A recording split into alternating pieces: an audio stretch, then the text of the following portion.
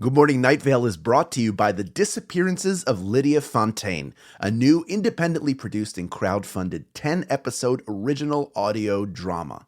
Set in a deceptively familiar world of electronic surveillance and machine-mediated communication, The Disappearances of Lydia Fontaine follows Lydia Ryan and her friends, lovelorn Ethan and wannabe internet sensation Dee, as they struggle to unravel the mystery of her mother's disappearance. Escape the sinister Fontaine family, and survive the feud over her grandfather's supernatural legacy. It weaves bitter family drama and high-stakes intrigue with fantasy and cyberpunk elements to create a surreal mystery about secrets and grudges, old books, big data, and the promise of infinite knowledge. And do not forget the talking birds. It's a full-cast production with original music and a bespoke soundscape presented through a series of found-footage-style surveillance recordings. And it's important to note, this show was made entirely without generative AI. Even the computers are voiced by human actors. Episodes are free, and you can start listening right now with the Season 1 finale due to come out on August 16th. For more information, go to lydiadisappears.com. and find The Disappearances of Lydia Fontaine wherever you get your podcasts and start listening from the beginning. Insurance isn't one size fits all, and shopping for it shouldn't feel like squeezing into something that just doesn't fit. That's why drivers have enjoyed Progressive's Name Your Price tool for years. With the Name Your Price tool, you tell them what you want to pay, and they show you options that fit your budget. Enough hunting for discounts, trying to calculate rates, and tinkering with coverages. Maybe you're picking out your very first policy, or maybe you're just looking for something that works better for you and your family. Either way, they make it simple to see your options. No guesswork, no surprises. Ready to see how easy and fun shopping for car insurance can be? Visit Progressive.com and give the Name Your Price tool a try. Take the stress out of shopping and find coverage that fits your life, on your terms. Progressive Casualty Insurance Company and Affiliates. Price and coverage match limited by state law.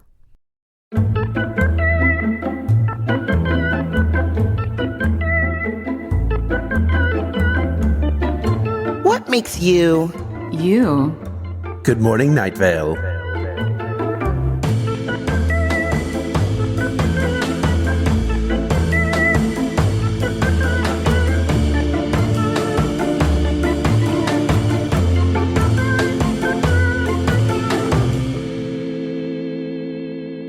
Hey there, cool cats and kittens. It's me, Symphony.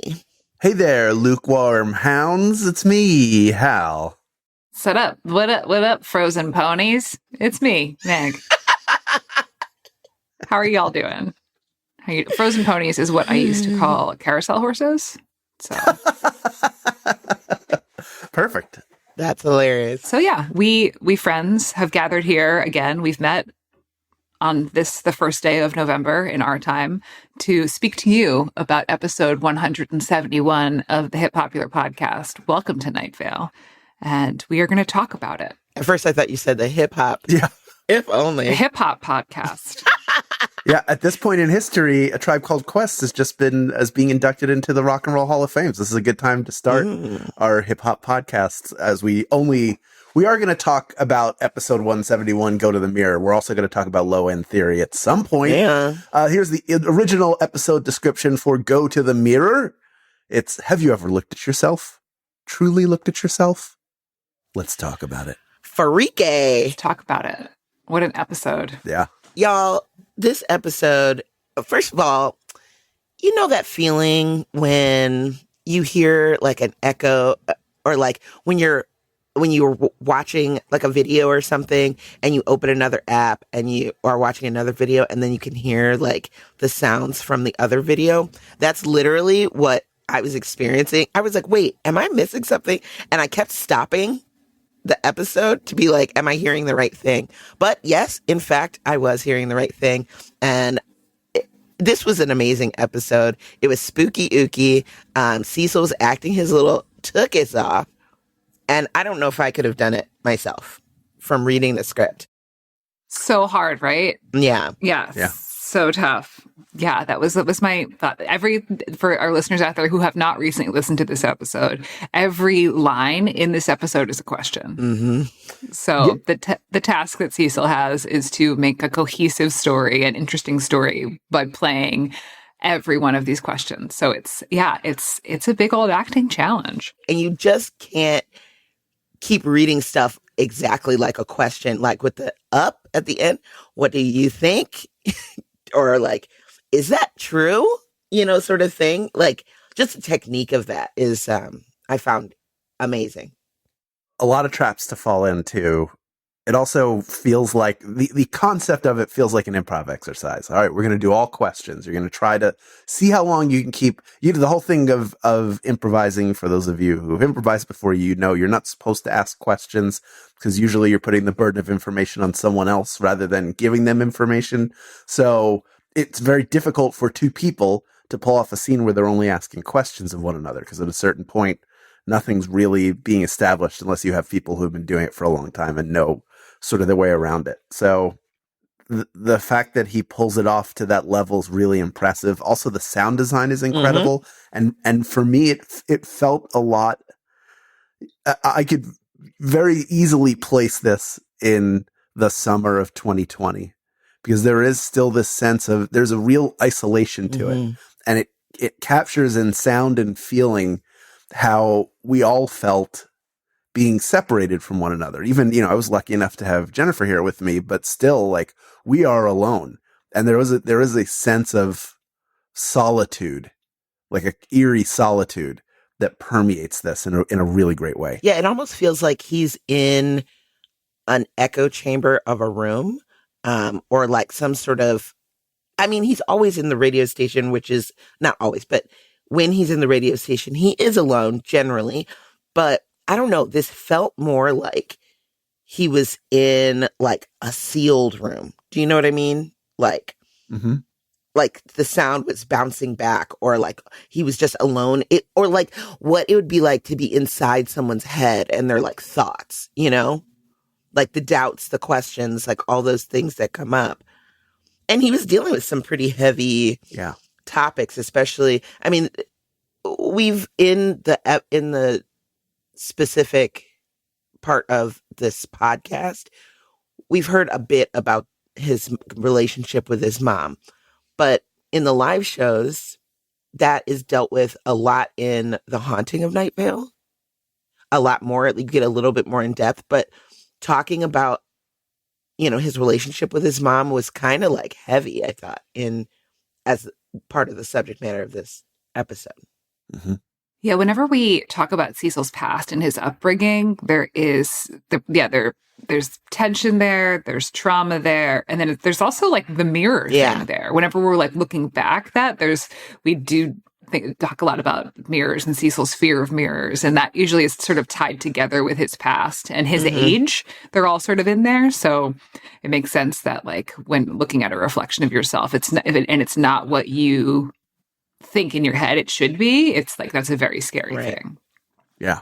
So very common thing for a lot of people, but also a very scary thing, especially in a heightened horror moment too, where we're like, so creepy episode. So this is a Jeffrey episode. Jeffrey wrote this episode. I believe this episode was inspired by the Pete Wells review of Guy Fieri's Times Square American Kitchen.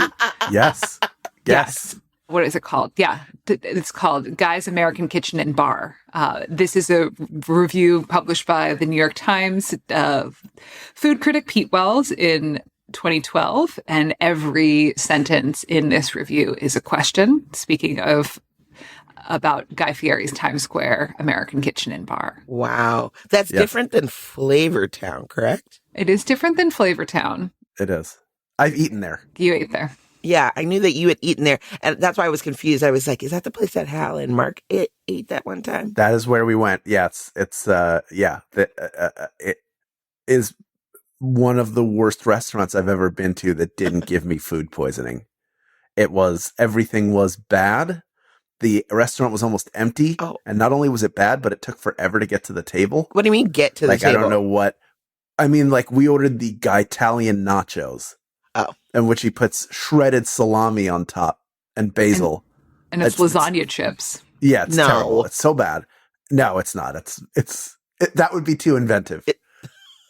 So we ordered these nachos. They're not that ornate. Certainly not compared to every other place where you get your nachos pretty quickly. Mm-hmm. This took twice whatever amount of time you think it should take that would feel long to you. Yeah. Double that. And then realize there's nobody else in the restaurant. It's not busy. We're not This isn't a rush. This isn't the dinner rush, not the lunch rush, not any kind of rush, not Jeffrey rush, no rush. It's so bad. And that review, which I think the first time I read it was from Jeffrey, because I have a very famous aversion to Guy Fieri. Not as a human being, seems to be a good guy, seems to be a charitable guy. If that stuff is true, great. But I think diners, drive-ins, and dives, it shows me restaurants I really want to go to that he then ruins by going into the kitchen and licking his fingers and coughing all over everything. So I would hate watch on the road. I would hate watch diners, drive-ins, and dives. I remember Jeffrey going on Twitter and talking about it. And then I think he was the one who sent me that review, which really is spectacular. Cause it's like, have you ever had wine before? Have you ever done this? It's almost unnecessarily mean, except I've eaten there and it feels appropriate. Yeah. All of the questions are addressed directly to Guy in this article. Oh. And this restaurant no longer exists. Okay. But I will say, I'm going to read you my favorite section of this. What accounts for the vast difference between the donkey sauce recipe you've published and the donkey sauce in your restaurant? Why has the hearty, rustic appeal of roasted garlic mayonnaise been replaced with something that tastes like Miracle Whip with minced raw garlic? And when we hear the words donkey sauce, which part of the donkey are we supposed to think about? No! Oh, no! That's a great question. What part of the donkey do you think about? The butt. Immediately. I don't want to say. I don't want to say either. Yeah. Don't. Okay. We're probably thinking of the same thing. Yeah. That's probably what we're thinking of. Yeah, it's the eyelashes. You're right. Yeah. Yeah, the eyelash. Yeah. That's right. Oh, I'm wrecked from that. First of all, just saying the words donkey sauce out loud fucks me up, dude. What about donkey sauce sounds appealing? Nothing. Donkeys are not a delicacy or anything that I want anything to taste like. They seem like perfectly lovely animals. But do I want their sauce? No. Ugh. It sounds like a witch's ingredient. Bring me the sauce of a donkey, the eye of a newt, the hair of a baby. Yeah, I can't think of any sort of animal sauce that would sound good to me. No, I mean... Yeah, it all sounds gross. It all sounds like slang. Like, hey, I got a cup of camel sauce. I've heard... You know? Wait, I feel like tiger sauce or something like that. Like, that to me says... Tiger bomb. Well, I don't know. Tiger sauce to me sounds like... I feel like I've seen that somewhere. And that's like, sounds to me like spicy. Charlie Sheen. You are onto something. I think the feline world is appropriate. Like panther sauce could be fun. I feel like a panther sauce. I wouldn't gag about it. Someone was like, "Oh, there's panther sauce with these fries." But you would be like, "But panther sauce?" That's what sauce? you would probably do that, right? Also, you would have a question about maybe it's called donkey sauce because it makes you go, hee-haw. Well, it makes you want to kick it with your, rear kick it across the room. That's why it's called donkey sauce. Oh, that's sick. You have to be sick in the head to be like, what's a good name for my fucking sauce? Donkey sauce. Bro, what? Donkey sauce. I'm so upset. So yeah, I encourage you all to read that article. I'll try to make a gift link and put that in the Patreon for this article. If that place still existed, I would say let's go there. But there's a Flavor Town in Las Vegas, right? Is that what he has left? Well, we could just go to the Burbank Airport because the Burbank Airport is entirely Guy Fieri branded. No. There's a Flavor Town there. There's a coffee shop. It's last time I was there, I was like, do I have to be flying somewhere? Yeah, it is past the gate, past security. But it's Burbank, so we could get a ticket to Sacramento for $50 and just. Wait, you want me to pay $50 and then buy Guy Fieri food? Yeah, I didn't think that through. Maybe the next time. Next time we're, Donkey sauce? Donkey sauce. Pass the donkey sauce, please. Yeah, the entire Burbank Airport is like the only food you can get is Guy Fieri brand. I did not know that. It's a principality. It's his. Yeah, it's Flavortown. It's his little fiefdom. It's Flavortown. Welcome to Flavortown. Burbank is actually his Flavortown. Wow, you guys, I'm shook.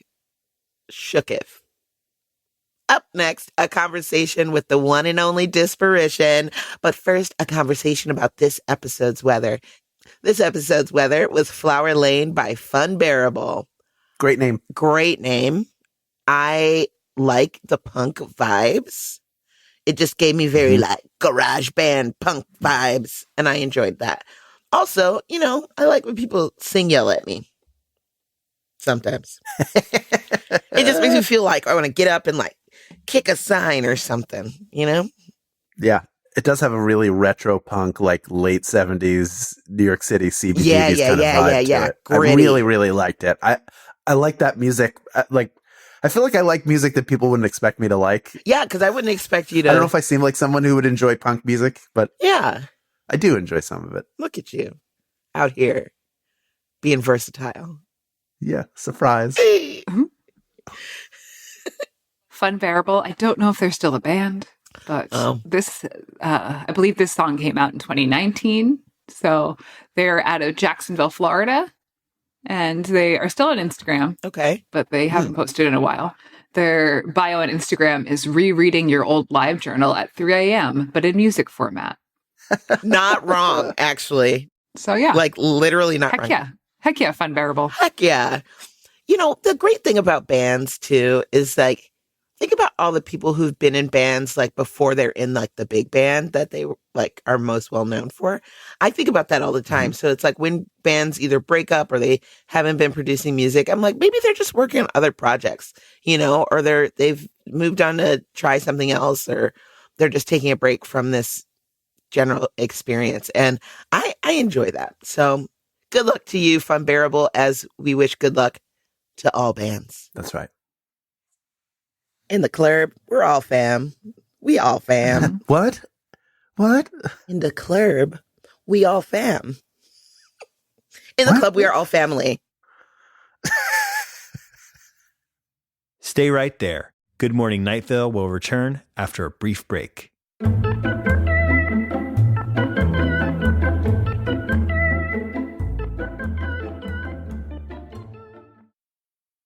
Lately, I've been all over the place. Between touring, dog sitting, and traveling, my routine has become non-existent. Now that my travel schedule has slowed down, I need to get back to eating real food and not just grabbing what I can when I can. And Factor is making that easier for me. Factor meals are ready in 2 minutes and require little to no prep and no cleanup. So even on the days when my schedule is completely out of whack, eating well is still achievable. Like today, I had 3 meetings and a client. By the time I was done, I was hungry and I just needed to eat. So I grabbed the Beurre Blanc filet mignon with Parmesan risotto, and it was delicious. I was amazed at how tender it was and how flavorful the risotto was, and saved me from having to pick something up quick. And in 2 minutes, I had something healthy, fresh, and delicious. So if you like fast, easy, and delicious meals, I think you would like Factor meals too. Let's eat real. Head to factormeals.com/GMNV50OFF and use code GMNV50OFF to get 50% off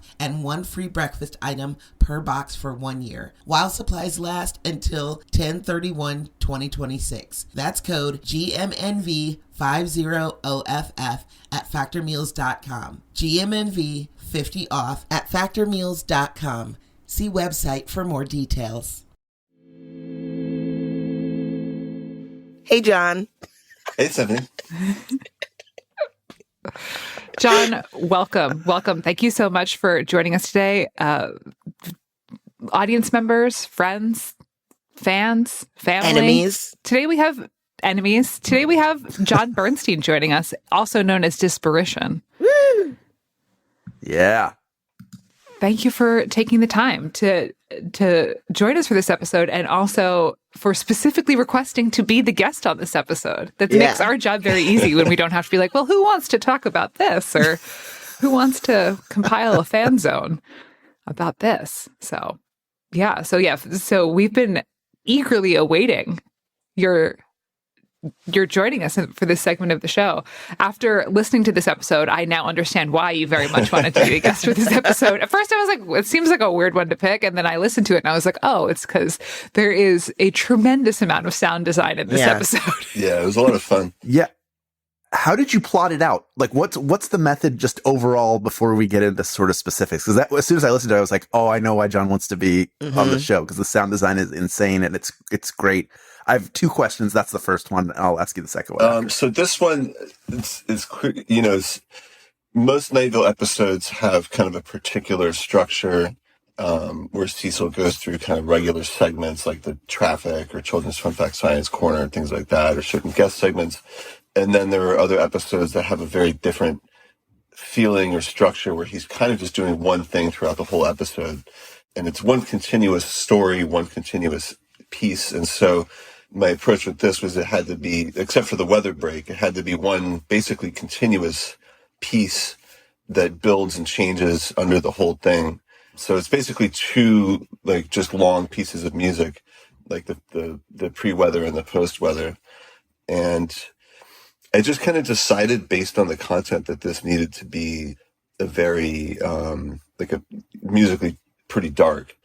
So I drew from a lot of influences from like industrial and experimental music and kind of positioned those throughout the episode. And kind of, you know, the way I would compose something long is I'll often start composing it as like two or three different pieces of music and then find a way to kind of musically tie them together.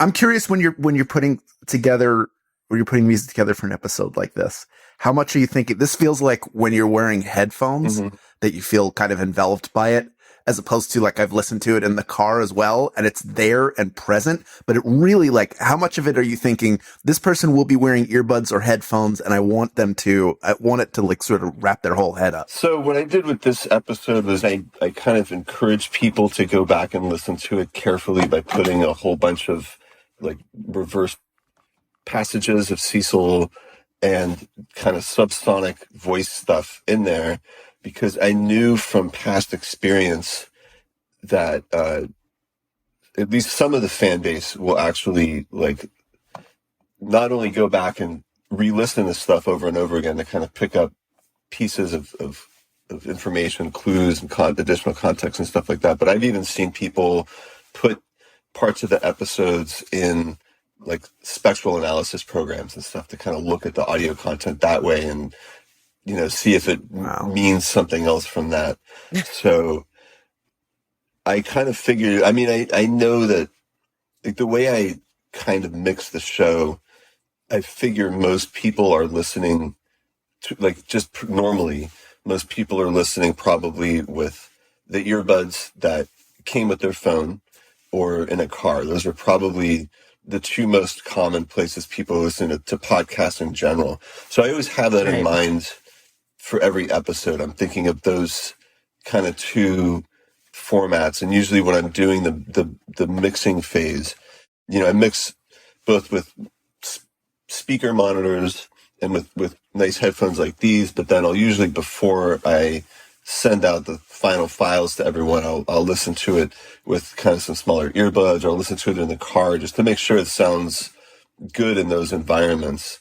And I also try to just think about the other stuff that's going to be going on around them, whether that's, you know, they're on public transit, people talking around them, or it's the sound of their engine and traffic and stuff like that. So I try to like mix to account for those things.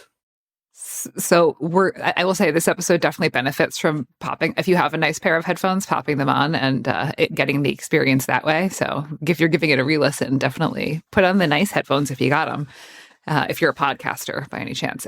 So were you, when you were making this episode, were you sort of intending to feed that fire of the people who are the super listeners, who are the people who pull stuff apart and look for clues in there? Was that something you're like, haha, this is a gift to them? Yeah, I mean, that's always something in my mind, because I've always been like that. Like, since I was a kid and, listening to like Nine Inch Nails and Skinny Puppy, I would take that music and put it in there's a shareware program called Cool Edit. It later was bought by Adobe and turned into Adobe Audition. But back in the 90s, it was just a little shareware program called Cool Edit. And I was often, taking stuff off the CDs and recording it and looking at the waveform and the spectral stuff and trying to find the kind of hidden layers of sound in there. So that's always been like a big part of how I like approach stuff and how the element of the fan base that I like.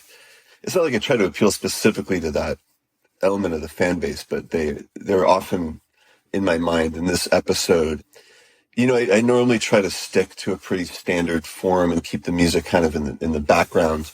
But with this episode, just due to the structure of it and the content and the tone, it seemed really appropriate to kind of bring that to the foreground a little more. Oh, absolutely. Was this your decision to do this, or was this something Joseph or Jeffrey asked you to do? Or were you like, hey, I think this could benefit from this, and like, let's see how it sounds? It was mostly my decision. They usually don't give me a lot of explicit instructions at all. It'll usually be like, we wouldn't know anything about that. Yeah, I don't know what you're talking about. The Exquisite Corpse project that is this show. like every once in a while, there will be like a very specific, like, put this type of sound here. Mm-hmm. It's really rare that they do that. And there's almost never like overall guidance. But, usually I start with, when I read the script, I'm like, okay, is it a normal episode of all these discrete sections and it's the normal sections like traffic, or is it one long narrative? In which case, usually if it's one long narrative, like there's a whole bunch of episodes like that, that's usually when I start thinking like, okay, I need to compose something kind of different than the norm for this one. And it'll often be like one long piece, like The Waterfall by Brie is another one where I was like, I really need to create one piece of music, and it's a unique piece of music because this is not a story. Cool. That, this is like a unique story Cecil is telling. Yeah. It's not just him talking about events in the town. It's often something that it's either very meaningful for him personally as a character and kind of a focus on that, or it'll be kind of a focus on another character that we don't normally hear a lot about in the other episodes. So will you tell us what you hid in the episode? Well, so one thing that's hidden in this episode under the whole thing is my voice. It's the first episode of Night Vale that my voice is in, but I don't say anything. There's just this kind of very low vocal part underlying all of the music under both sections, but it's only audible kind of a couple times, and all the other stuff is stripped away, and it kind of sounds like the wind, but that's me. So That's amazing. So that's one of the things that's hidden in there. Next question. What the hell? I think the only other time my voice has ever been in a Night Vale episode was there was one time when no one had time to record the usual intro, and I was like, I can do it. And they're like, okay. What kind of lead time do you get for something like this? Like, how far in advance do you get the script to look at it? And how much of that lead time do you use, or did you use for this episode to sort of come up with the concept and execute it? Did you use the full time, or is it sort of like, I thought about it and then it sort of hit you and you ramped it up really quickly? The lead time, it varies a lot it's varied a lot over the years I've been doing this, and it depends on what else everyone else has going on, because we're all involved in multiple projects and tours and stuff like that. At this time, it was, the lockdown time. So I had quite a fair amount of time on my hands. And yeah, I started working on this one pretty soon after getting the script. It was probably like 2 weeks, 3 weeks, something like that. And I had also, around the same time was when I had started developing my own and releasing my own podcast, which is kind of like an experimental poetry kind of thing. So I was using some similar techniques when I started with this one, it seemed kind of appropriate to bring in some of the new like vocal techniques, not only with hiding my voice under everything, but also just with kind of the way I was manipulating Cecil's voice and doing some of the background stuff. So, yeah, this one, usually when it's, kind of a special, different episode, I spend a couple weeks thinking it through and figuring out what the musical influences are going to be and developing some of the themes and stuff like that. And then usually it all comes together the last few days. How plotted out were those sort of Cecil echoes in there? And if they weren't explicitly scripted in for you, what was your method to figuring out when you wanted to sort of drop those in? I decided that the best approach would be to just kind of mirror the whole episode on top of itself. Right. There's a lot of content from the end of the episode when Cecil's kind of freaking out that's actually there in the beginning of the episode, reversed or at very low volume. And then there's stuff that like kind of comes back. And what I was trying to do is create an audio where there are separate worlds throughout the first section, and then when the mirror is broken, everything is jumbled together, and it's like the kind of audio version of like when you're looking at a broken mirror and it's one image but you see the fragments kind of in different sizes, that kind of thing. So that's kind of what I was trying to like create, was like this separation of the oneself and the mirror self communicating with each other in this messed up way. And then once the mirror is broken, everything's there, but it's like kind of sonically disjointed. Wow. Yeah, it's great. It really and it bears it compels you to listen to it more than once, which is really good. That you can discover different layers in it, just what you're hearing and what you're focusing on, whether it's the music, whether it's the original Cecil dialogue, whether it's the reflected, echoing Cecil dialogue. There's something to digest each time you listen to it. Is that something that I know you talked about people sort of analyzing it, but even for someone who doesn't look at it at that level, how aware are you? Like, you're going to have to listen to this at least 3 times to get the entire picture of everything that's going on, because your focus is going to be moved around. Right. Yeah. I was just kind of like, I know only some people will do it, but I hope a lot of people do, and that's who this is for, because that's how I like approach stuff. I personally am drawn to very layered things that I need to like, that often don't make sense to me the first time through. And I personally just love that feeling of like discovering things and things kind of clicking into place after like really, scrutinizing things in detail. So, it was a chance to kind of make things for the detail-oriented side of the audience, I would say. And yeah, it came out at a time when people had time to like be like, okay. It was really like, this is the sourdough bread episode of Night Vale. I had texted Cecil about it because I was listening to it. I was like, how did you do this? Like, it's like with all the questions, I was like, every one of them, you land every one of them.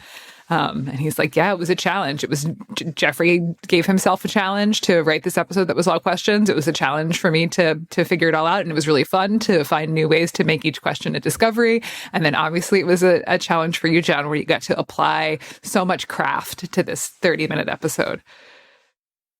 Yeah, the way he builds is incredible. And it was really, really fun to like kind of work with his performance and bounce off. It was extremely intense, and it definitely, for me, I think some of my favorite moments in all of Night Vale are probably some of the hardest for Cecil, like emotionally, like just personally Ghost Story, like the live performances of Ghost Story, like being on stage for those moments, which are some of the harder, darker moments we've ever really gotten into. That has been the stuff that really like stuck with me the most. So it was great to like, the kind of like feeling of like losing his mind was so visceral over the course of the questions, and the way he just kept building and building the intensity. Speaking of the live shows, do you find the process that you go through to create the music for the live shows like significantly different than doing the podcast?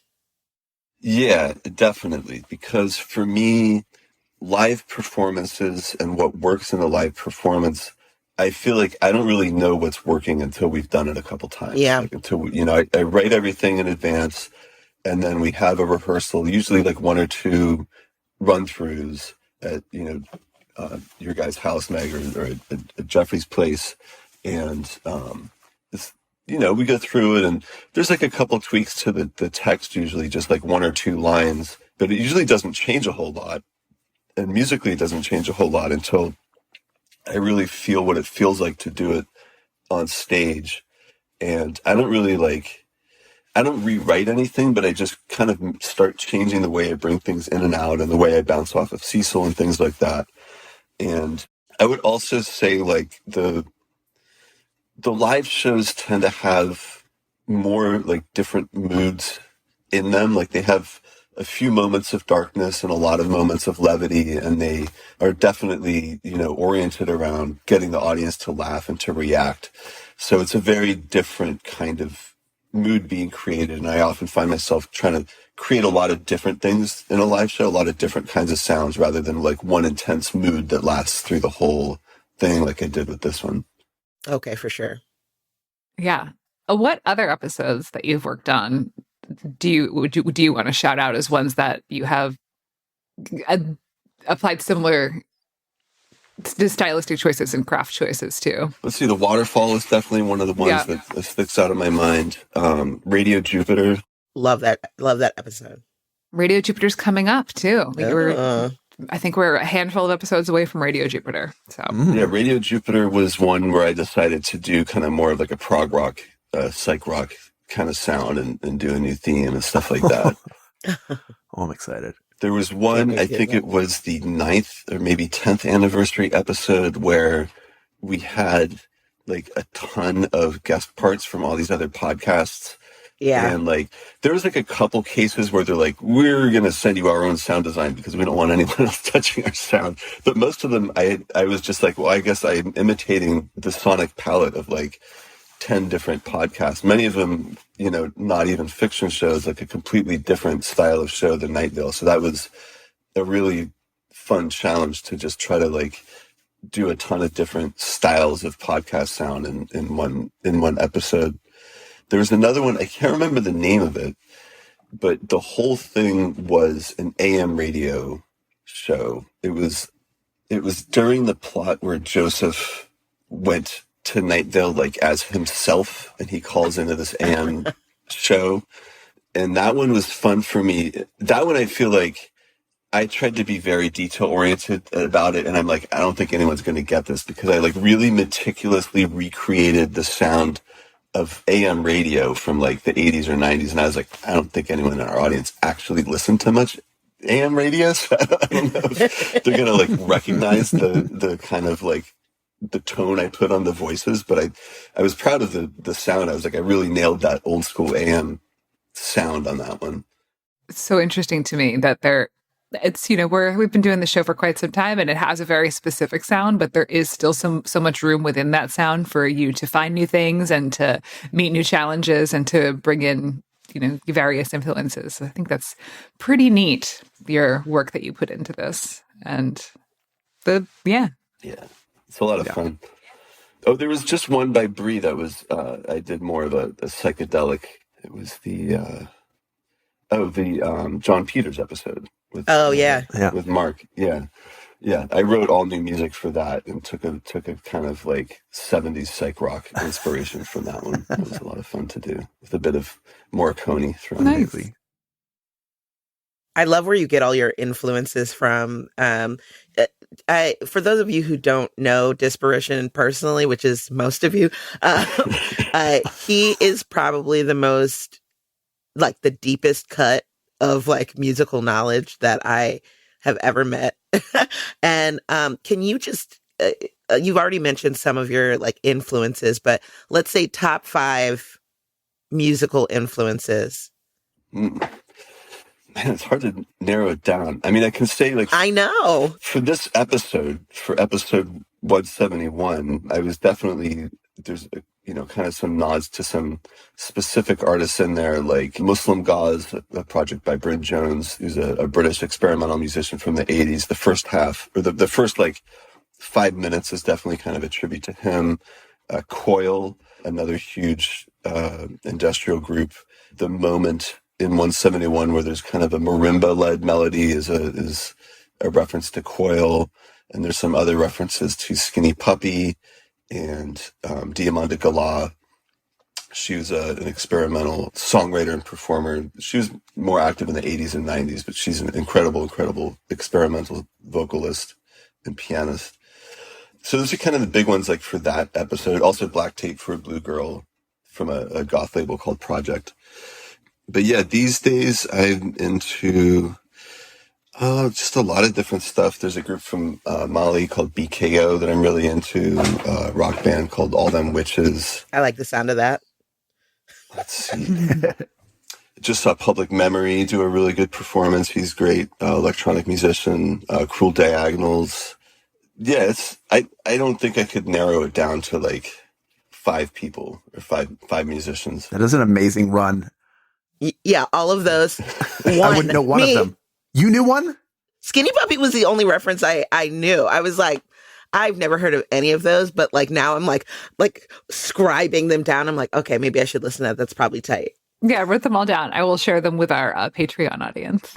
Yeah, nice. I want to check these out because I'm the guy who gets into the car and goes, "Hey Siri, play Billy Joel's greatest hits," and then just go for a drive. Which is nothing wrong with Billy. We're not saying that's bad, but Okay. Here's the Billy no, I don't want that. Hey, no phone. No, bad. The phone tried to play Billy Joel. It's still trying. Don't you dare. Siri was so happy to do it. She was like, hey. She was like, oh, you want his cover of Don't Ask Me Why? Here it is. Your regular playlist, Hal? Here you go. That's it. That's so funny. She just wanted to help so bad. Yeah. I can't. She truly is always listening to me. This is not the first time she has gone off in the middle of a podcast recording. That's a little scary. It is. I should throw my phone into the ocean when I'm going to record. That's the smart thing to do. Yeah, that's what they recommend to do. Mm-hmm. Yeah, all the podcasters are saying. John, thank you so much for being on our show. Thank you so much for all of your work in the world of Night Vale. And it was really great to hear from you today. I feel like I'm going to listen with new ears going forward from all the episodes. This was just really, really informative for me on all the fun things we get to listen for. Oh, thank you. Well, thank you so much for having me. It was so fun to talk to you guys. It's great to see you all after so long. Yes. Before you go, you have a project that you've been working on for a while, in a walled city, right? I do, yeah. It's like an 8-episode kind of experimental audio fiction thing. And I'm working on some new stuff, but it's more like one-off into stories that are not part of a series, but I'll probably release them on that same feed. Awesome. Well, let us know when that stuff comes out. And I will. And yeah, everyone go listen to In a Wild City. It's really cool. It's a great show. Yeah. Oh, thank you. Thank you also very much for listening. The next episode is Return of the Obelisk. And until then, good morning, Night Vale. Good morning.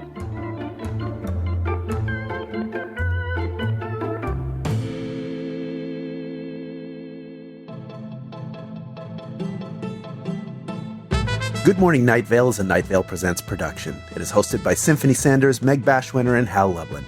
It is edited by Felicia Dominguez and mixed by Vincent Cacchione. It is produced by Meg Bashwiner. Theme music by Disparition. Email us at info@goodmorningnightVale.com to share your theories and ask questions, or to tell us what you see in the mirror.